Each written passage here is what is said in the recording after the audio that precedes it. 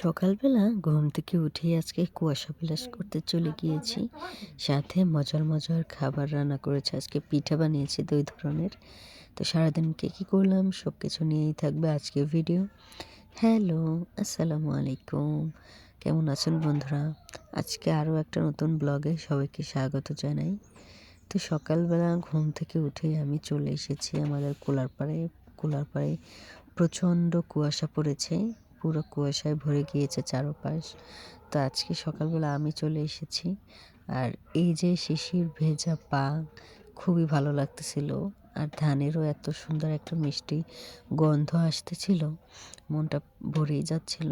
চারদিকে পুরো ধান পেকে একদম গোল্ডেন কালার হয়ে গিয়েছে। পুরো কোলাটা দেখতে কিন্তু অনেক সুন্দর লাগছে। কোলার পাড়ে অনেক সময় থেকে এরপর বাসায় চলে এসেছি। এখন আমি রান্নাবান্না করব। আজকে যেহেতু আমার হাজব্যান্ড চলে যাবে, সেজন্য তার জন্য কিছু খাবার দাবারের আয়োজন করব। এখানে প্রথমেই আমি নাস্তার জন্য কলই শাক ভেজে নিচ্ছি, আর সাথে রুটি বানাবো। সকালের নাস্তা আমরা এটাই করব।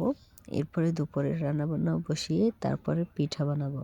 আজকে আমি নিয়ত করেছি 2 ধরনের পিঠা বানাবো, যেহেতু শীতকাল, আর সেও এসে বেশি দিন থাকতে পারলো না, সেজন্য তাকে তো ওরকমভাবে কিছু খাওয়ানোই হয়নি, সেজন্য পিঠা বানাবো। আর এই তো এখন আমি নাস্তা করে নিচ্ছি, কারণ এখন নাস্তা না করলে সারাদিনে আর সময় হবে না নাস্তা করার। আর আজকে তো কলই শাকটা খেতে খুবই মজা হয়েছিল, আমার কাছে তো খুবই ভালো লেগেছে।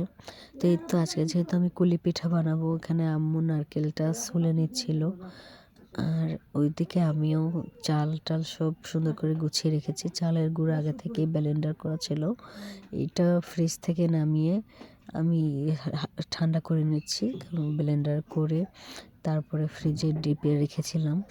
তো এখন নামিয়ে ঠান্ডা করে নিচ্ছি। আর এদিকে তো নারকেলটাও কাটা হয়ে গিয়েছে, এখন এটা কুড়িয়ে নেবে। আজকে যেহেতু 2 ধরনের পিঠা বানাবো, সেজন্য 2টা নারকেল নিয়েছি।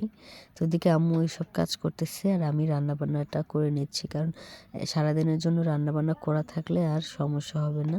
তো এই তো এখানে আমি পোমা মাছ নিয়েছি, এই মাছগুলো হলুদ মরিচ দিয়ে ভালো মতো মেখে নিচ্ছি। এই মাছগুলো ভেজে নিব, আর সাথে তো কলই শাক আছেই। আপাতত এই দুটো পদই রান্না করব, পরে আবার অন্য কিছু একটা রান্না করে নেব। তো এটা আমি তেলে ভেজে নিচ্ছি, আর আমার কাছে যে কোনো মাছ সব কিছুই তেলে ভেজে রান্না করতে ভালো লাগে, আমি খেতে পছন্দ করি। তো এই তো মাছটা সুন্দর করে তেলে ভাজা হয়ে গিয়েছে, আর এই আমার রান্না অলরেডি কমপ্লিট।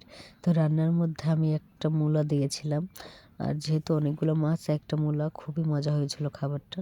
তো এই তো আম্মু এখন নারকেলগুলো কুড়িয়ে নিচ্ছে, এরপরে আটাটা সেদ্ধ করে তারপরে আমি নারকেলের শিরা করব। তো এই তো দুইটা নারকেল, এখানে 2 ধরনের পিঠা হবে, একটা ভাপা পিঠা আর একটা কুলি পিঠা। তো এই নারকেল 2টা আলাদা করে, আর এখানে আম্মু কুলি পিঠার জন্য আটাটা সেদ্ধ করে নিচ্ছে। তো এই তো চুলায় পাতিল বসিয়ে ভালো মতো সময় নিয়ে সেদ্ধ করতে হবে, কারণ যত বেশি সিদ্ধ করা হবে সুন্দর করে, তত বেশি কিন্তু রুটিগুলো ভালো হবে।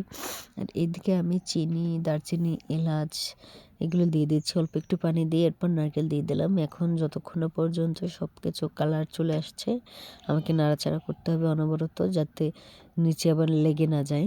তো এই যে নারকেলের শিরাটা, এটা কিন্তু আমার কাছে খেতে খুবই ভালো লাগে। এই যে দেখেন কতটা সুন্দর এসেছে কালারটা, আর খেতেও কিন্তু অনেক ভালো লাগে। আর দারচিনি এলাচ দেওয়ার কারণে খুবই সুন্দর একটা মিষ্টি গন্ধ ছড়াচ্ছিল। আর এদিকে তো এই সেদ্ধ করার পরে আটাটা আম্মু এখন সুন্দর করে মেজে নিচ্ছে, এরপরে পিঠাটা বানাবো। তা আজকে আমি পিঠা বানানোর জন্য এই মেকারটা নিয়েছি, এটা আমি অনলাইন থেকে কিছুদিন আগে কিনে এনেছিলাম। তো এই তো এখন এটাই ছোট ছোট লেচি কেটে দিচ্ছে আম্মু, আর এখানে আমি পিঠাগুলো বানিয়ে নিচ্ছি। এই যে চাপ দিলাম, পরে এই সুন্দর একটা শেপ চলে আসছে। এখন এইটাই আমি আবার এখানে বসিয়ে দিয়ে শিরা দিয়ে দেব। শিরা দিয়ে তারপরে সুন্দর করে আবার চাপ দিয়ে মিশিয়ে দেব। দেখবেন কতটা সুন্দর হয় পিঠাটা। আমার কাছে তো এই পিঠা দেখতে ভালো লেগেছে, আর খেতেও তো ভালো লাগবেই। আর এই যে দেখেন কত সুন্দর করে পিঠাটা আমার বানানো হয়ে গিয়েছে। আমি এরকম করে সবগুলো পিঠা বানিয়ে নিব। তা আপনাদের কাছে এই ডিজাইনটা কেমন লেগেছে অবশ্যই কমেন্টে জানাবেন। এর মধ্যে দেখি আমার হাজব্যান্ড বাজার থেকে এত বড় একটা মাছ নিয়ে এসেছে। আমার মেয়ে তো দেখে ভীষণ খুশি, ও আবার এই পাঙ্গাস মাছটা খেতে খুবই পছন্দ করে। তো সে এখন বাজার থেকে এসেছে, পিঠা বানানো বাদ দিয়ে তাকে আগে খাবার দিয়ে দিলাম, এরপরে আবার পিঠা বানাবো। আজকে মূলত তার জন্যই পিঠা বানানো। তো এই তো আম্মু এদিকে মাছটা সুন্দর করে কেটে তারপরে ফ্রিজে রেখে দিচ্ছে, আর এদিকে আমার পিঠা বানানো অলরেডি অনেকগুলো হয়ে গিয়েছে। এরপর এগুলো তেলে ভেজে নেব, আর এগুলো ভালো মতো আমি মেজে তারপরে পিঠাগুলো বানিয়েছি, যার কারণে হচ্ছে পিঠাগুলো দেখতেও খুবই ভালো লাগতেছিল। তো এই তো আমার হাজব্যান্ডকে এখন খাবার দাবার দিয়ে দিলাম, সে এখন খাবার খেয়ে তারপরে একটু রেস্ট নেবে, আর আমি এখন এদিকে পিঠাগুলো সুন্দর করে ভেজে নিচ্ছি, কারণ এগুলো খুবই অল্প আছে, সুন্দর করে ভাজতে হবে। ধাউ ধাউ করে আগুন দিলে কিন্তু ভাজা ভালো হবে না, ভেতর পর্যন্ত সিদ্ধ হবে না। এই তো আমি সুন্দর করে একে একে পিঠাগুলো বানিয়ে নিচ্ছি, আর এইখানেও কতগুলো পিঠা আমি ভেজে নিয়েছি। কতটা সুন্দর এসেছে কালারটা দেখেন। আপনাদের কাছে এই পিঠা খেতে কেমন লাগে অবশ্যই কমেন্ট করে জানাবেন। আমার কাছে তো খেতে খুবই ভালো লাগে। আর আজকের পিঠার ডিজাইনটা আপনাদের কাছে কেমন লেগেছে কমেন্ট করতে ভুলবেন না। তো এদিকে আমার এই পিঠাগুলো মোটামুটি ভাজা কমপ্লিট হয়ে গিয়েছে, এখনও দেখেন কতটা সুন্দর দেখাচ্ছে কালারটা। তো বন্ধুরা, আপনারা কি এই কুলি পিঠা খেতে পছন্দ করেন অবশ্যই কমেন্টে জানাবেন। কুলি পিঠা বানানো শেষ করে এখন আমি বানিয়ে নেব ভাপা পিঠা। ভাপা পিঠার জন্য সব কিছু রেডি করা আছে এখানে, এতে সুন্দর সুন্দর করে আমি সেট আপ করে দিচ্ছি, এরপরে আম্মু ভেজে নেবে। তো আমাদের পিঠাগুলো ভাজতে ভাজতে সন্ধ্যা হয়ে গেছে, এই যে দেখেন চারিদিকে অন্ধকার চলে এসেছে। এরপর তো আমার কিছুক্ষণের মধ্যে আমার হাজব্যান্ডও বাসা থেকে বের হবে, সেজন্য গরম গরম ভাপা পিঠাটা ভেজেই তাকে দিচ্ছি।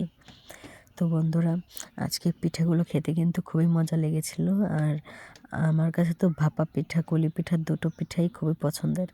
আপনাদের কাছে কেমন লেগেছে অবশ্যই কমেন্টে জানাবেন। আজকে পুরো ভিডিওটা আপনারা কি এনজয় করেছেন কি না কমেন্টে জানাবেন। আপনার যদি ভালো লেগে থাকে অবশ্যই কমেন্ট করবেন, যাতে এই ধরনের ভিডিও আমি আপনাদের মাঝে আরও নিয়ে আসতে পারি। তো বন্ধুরা, সবাই ভালো থাকেন, সুস্থ থাকেন, দোয়া করি। আমার জন্যও দোয়া করবেন। ইনশাআল্লাহ এরপর দেখা হবে নতুন কোনো ভিডিওতে। সবার জন্য অনেক অনেক দোয়া ও ভালোবাসা। সবাই সালাম নেবেন। আসসালামু আলাইকুম। আল্লাহ হাফেজ।